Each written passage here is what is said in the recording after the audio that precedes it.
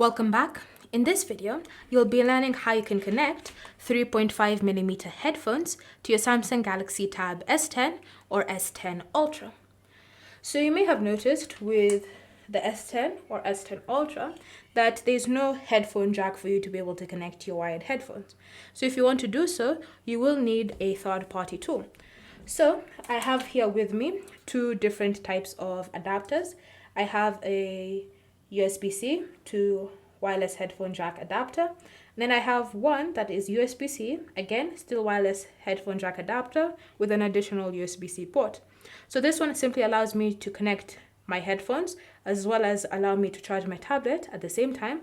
And this is just a standard one that simply allows for headphones only. So these two, I'll leave them linked in the description down below if you want to get your own by Ugreen. So you can choose to use any of these headphone adapters whenever you want to connect your headphones to your tablet. So go ahead and grab your headphone adapter and then grab the 3.5mm end of your wired headphones and plug it into its port like that. And then plug the USB-C side into the charging port of your tablet. Once you've plugged it in and it looks something similar to that, it now means that you can now use your wired headphones to listen to any audio coming from your tablet.